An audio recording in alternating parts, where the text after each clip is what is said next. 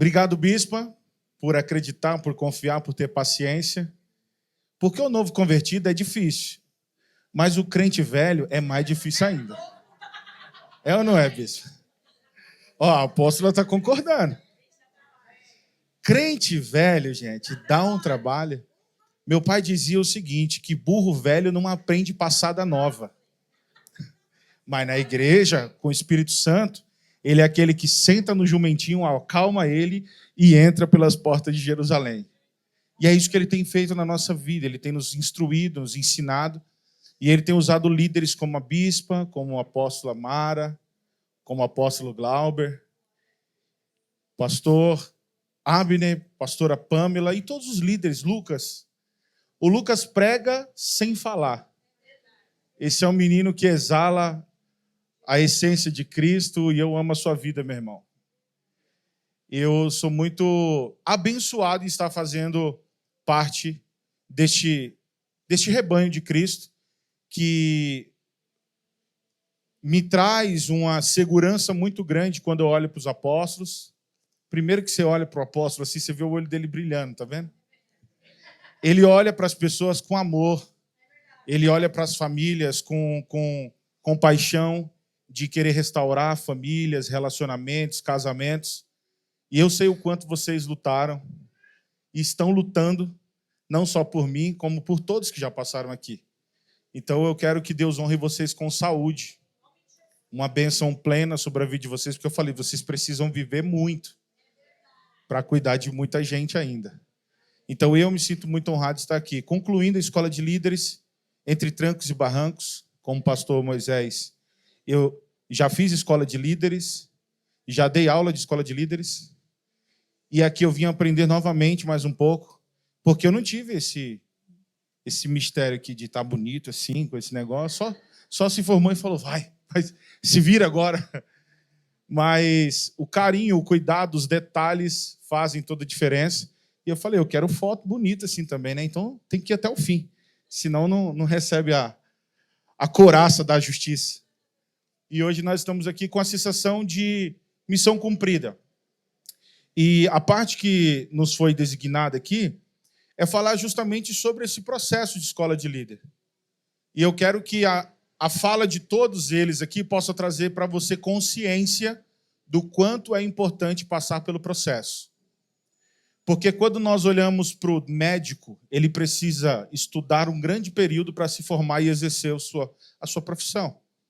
Quando nós olhamos para um advogado, né, temos um aqui na igreja, filho do pastor Glauber, ele teve que estudar muito tempo para conseguir receber o seu diploma de direito e advogar causas. Hoje, todas as pessoas no mundo lá fora que querem desempenhar algo como excelência, eles estudam. Eles se esforçam, eles dedicam tempo, mas na igreja, às vezes, isso é negligenciado. Então, quando os apóstolos insistem, quando os líderes insistem, é porque eles sabem que você pode fazer do seu jeito, mas se você fizer do jeito certo, o fruto é melhor. O fruto permanece. Jesus ele falou assim, ó, eu quero que vocês vá e dê fruto, mas que o vosso fruto permaneça. Infelizmente, existe uma porta dos fundos aberta em todas as igrejas que as pessoas entram e saem, a gente não entende porque elas não permanecem. Mas é esse processo de ser forjado, de ser ministrado, de ser instruído pela palavra que vai nos capacitar para o dia difícil. Porque dias fáceis é muito fácil passar. Mas os dias difíceis é onde nós precisamos estar estruturados na palavra de Deus. Então, a palavra que eu quero meditar com você, ela está no livro de 2 Timóteo, capítulo de número 2, versículo 15, onde Paulo instrui o seu discípulo Timóteo. E ele diz assim, ó, procura se apresentar a Deus aprovado, como um obreiro que não tem do que se envergonhar e que maneja corretamente a palavra da verdade. Esse versículo ele traz uma exortação a nós, de maneira muito íntegra e muito sábia. Por quê? A Bíblia diz que Deus procura em nós obreiros aprovados, como Jesus também falou em João, no sermão da mulher samaritana, que ele procurava verdadeiros adoradores. Então, se ele procurava verdadeiros, é porque existem os falsos. Se eles procuram os aprovados, é porque existem aqueles que ainda estão em processo de aprovação. E o desejo de Deus é que todos nós sejamos aprovados e que não tenhamos do que nos envergonhar. Por quê? Quando você vai conversar com alguém formado na sua área, ele tem argumento para responder você, porque ele estudou, ele se capacitou, e nenhuma objeção vai deixar ele desconfortável. Mas quantas pessoas, elas falam das coisas que denigrem o evangelho e você não tem nem argumento para defender a sua fé?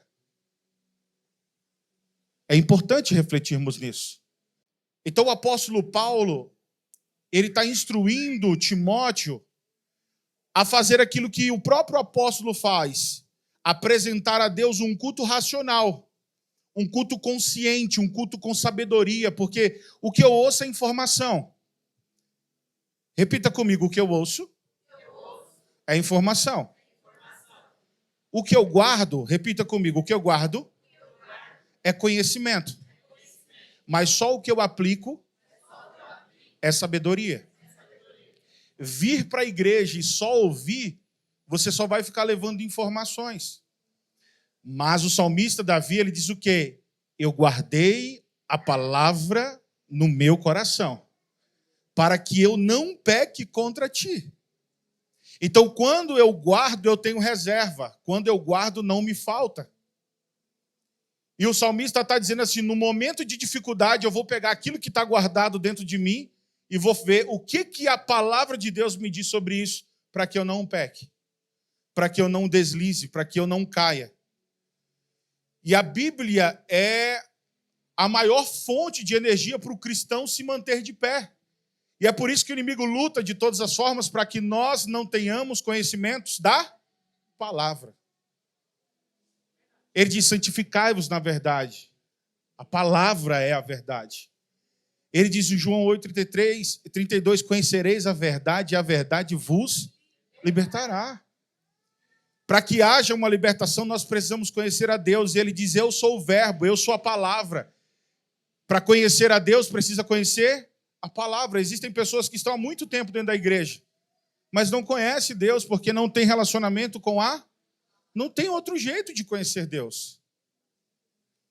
A Bíblia diz que Jesus estava com seus discípulos e, de repente, daqui a pouco eu vou precisar de você, que me colocaram um outro desafio também. Mas nós vamos? Para mim, não, pelo amor de Deus. E os discípulos estão andando com Jesus e, de repente, Filipe olha para Jesus e diz assim, mestre, você fala tanto do Pai, fala tanto do reino, mostra-nos o Pai. E Jesus olha para Filipe e diz, Filipe, estás há tanto tempo comigo e ainda não me entendeu quem é o Pai? Quem me vê, vê o Pai. Quem me segue, segue o Pai. Quem olha para mim está vendo Ele. Então, quando nós vivemos esse relacionamento com a palavra e buscamos ser obreiros aprovados, que manuseia bem a palavra, nós estamos criando um relacionamento com Deus ao ponto que o Abner pode nos decepcionar. O apóstolo pode nos decepcionar. Os irmãos da igreja podem decepcionar. Mas a única coisa que nunca vai te decepcionar é a palavra de Deus. Porque ela reafirma que pode passar céus, pode passar terra, pode vir qualquer situação, mas as palavras do Senhor, ela permanece para sempre.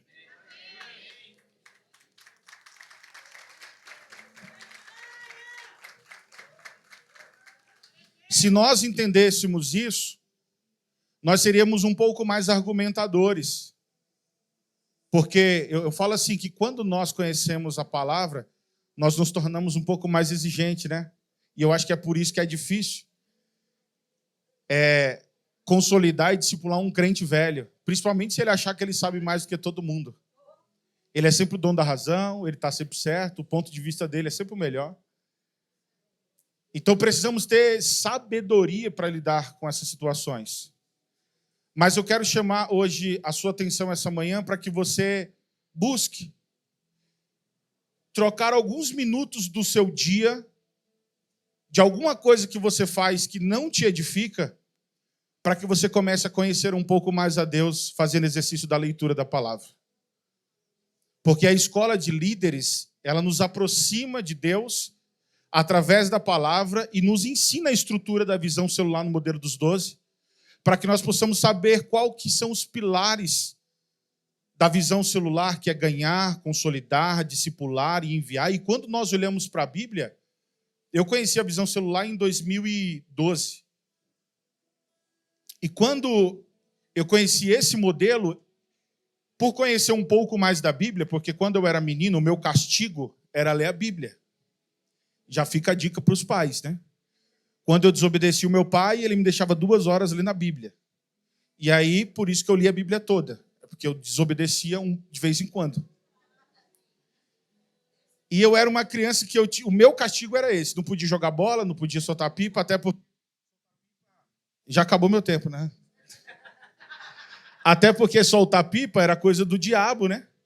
Porque a Bíblia diz que o diabo atua nas regiões celestes, aí quando colocava o pipa, ele descia endemoniado. Vocês riem, mas é verdade. A religiosidade faz com que a gente acredite nessas coisas. Isso é uma verdade? Não.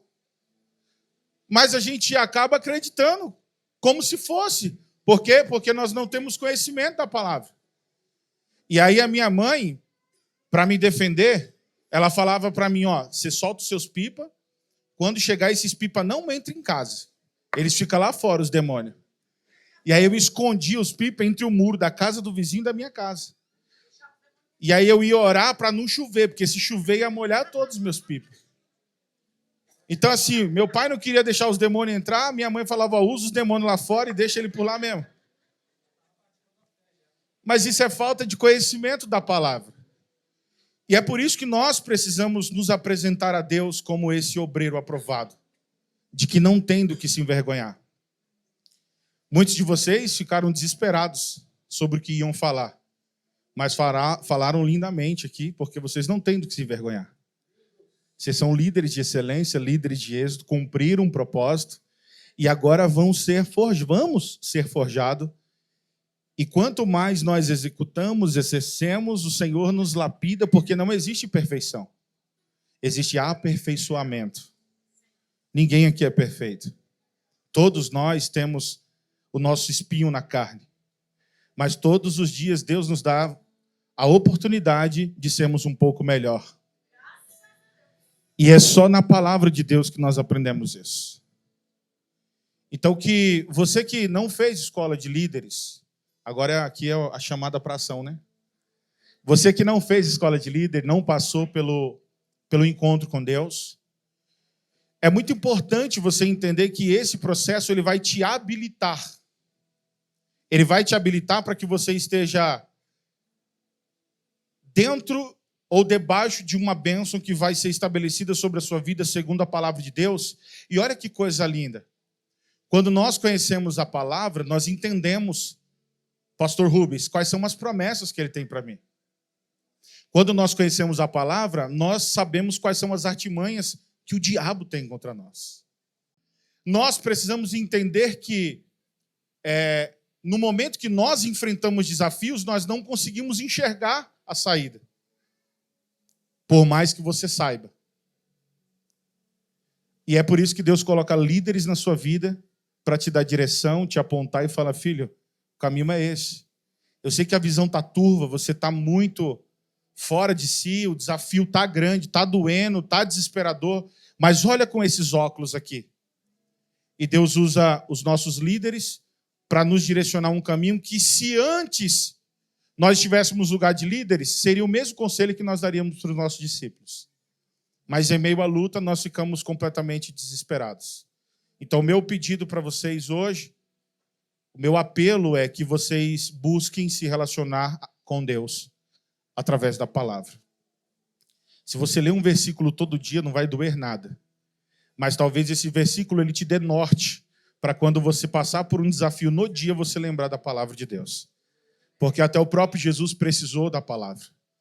No momento de ser tentado, o diabo quis ludibriar na maior necessidade que ele tinha naquele momento, que era a fome. Ele falou, se você é filho de Deus, transforma essa pedra em pão. Ele falou, opa, peraí.